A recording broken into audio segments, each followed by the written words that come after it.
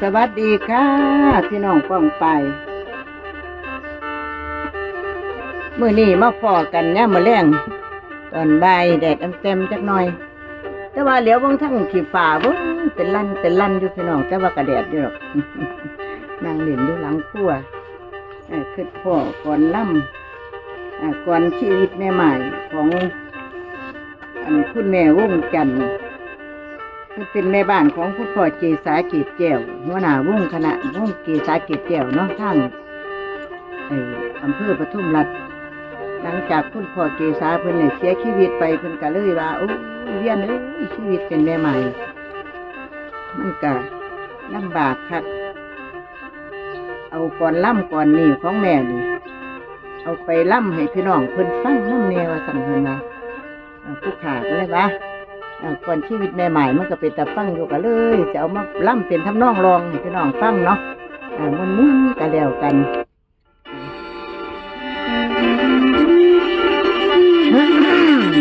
มาข้อกัน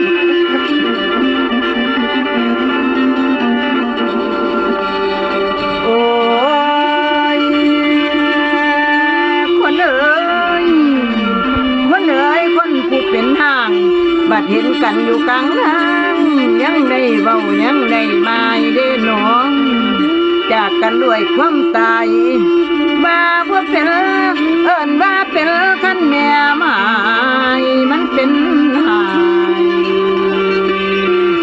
กองน้ำตว่าดีนูโอ้ย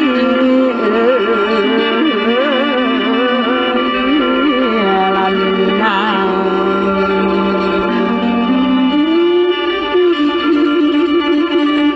นี่ละน้องพ่อน้องขั้นเว้าเรื่องแม่ไม้อย่าเปล่านายบ่ทันเห็นไผบ่เป็นกับพ่ออดพ่อทนอย่าว่าใจกันนางคงเข้าตาตัวเองแล้วหุ่มสร้างบ่ถือกองถือกับตัวเจ้าของใจหลายได้นั่งให้คันหลายมือแหงเขา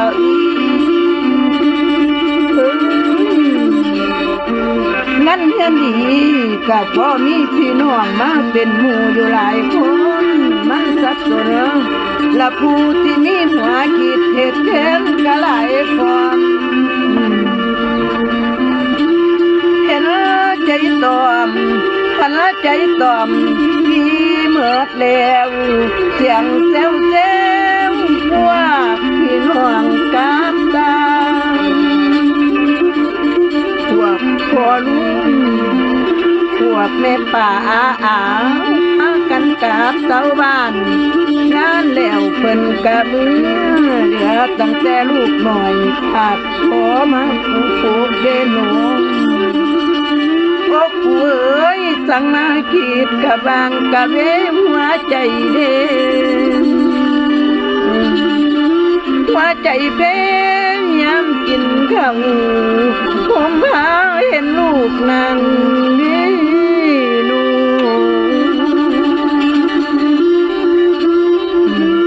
นี่ละพอบ่ยังเป็นลูกให้แม่กะให้แสนสะอื่นแม่นอยู่นะลูกผู้ใหญ่มันเพียงเบา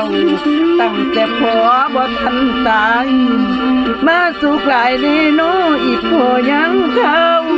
กินพอนั่งหันแม่นั่งนี่ทัดไปกับแม่ลูกเกิน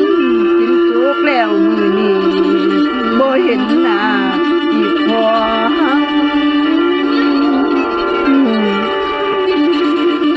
คุยได้น้อทั้งผู้แม่ย่างออกจากหาเขาปันดูขยันบ้าง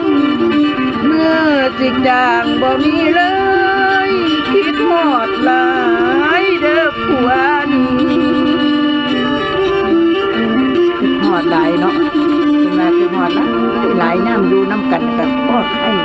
ปัจนี้นี่จากกันก็มาคิดหอดคักคิดหอดแน่ที่แม่เล่ามาหัวบ่มีเลยเป็นไม้อยากอายคนสั้นตัว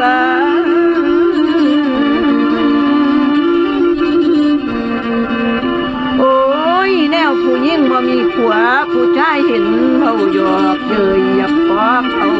ดอกแกงงานนี้ปุ่มลอยทุกด่านแนวขาดมือปลาทำหน้าเคยดำเคยเห็ดกับบ่อยวางให้มันเหี่ยมเหลือแต่ของผัวเคยสร้างทำความดีผัวเคยก่อเมื่อคิดหอดหมอกคงจนได้ดังเข้าห้องเมื่อใจหมอนแล้วก็ห้องยานเสียงก่อนเป็นได้ยิน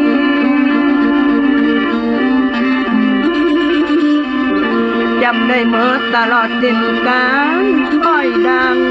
นางนิ่งเห็นแต่ไทยเฮือนอื่นผู้คนนี้ผัวเมียยังคือจังสุกเอาเหลือล้นบางผัวจนกะยืนยาวมันบางผัวจนกะยังยืนยาวมันอยู่น้ำกันกันจนแก่เอ้ยคือบ่คือเป็นแน่อยู่น้ำกันสู้มือคือถูกหล่นเลือนลายนี่ละคนเดินโชคหายนกปากคู่ก็คือกันเป็นลานุนกมันเหลืออยู่ตัวเดียวผู้มันเดินตายแล้วห้องเป็นแนวเดินเสียงเศร้านกกาบังมันพาคู่ฟังพักนั้นจังว่ามันให้ดอกคำหาบินไปจับกบว่ามันห่วงบาสู่เว้ยสู่เว้ยชาติกูเอ้ยกูว่ามีได้เป็นมาเสียดายผัวตายแล้วเสียดายผัวคันตายแล้วคือคนบดติดแบบเดนองแยกกันเหลือแยกจากกันเหลืออดีตทิ้งไว้โอ้ได้ดอกคอยเตือนน้ำตาเอ้ยน้ำตานั้นก็เป็นเพื่อนขันยามยางออกไปนั้นมือจังเงินเห็นเมฆข้างมันเดือนไหลขันลงใต้ในหัวใจคิดไปหลายขันหลายด้านเห็นเมฆข้านั้นเป็นฟองและคือจังวิญญาณผัวสิมาลอยขันละลวงคนมองหน้าสองเบิ่งเมียหัวใจเปียเมียนอ่อนลงเมียนอ่อนลงเอ้ย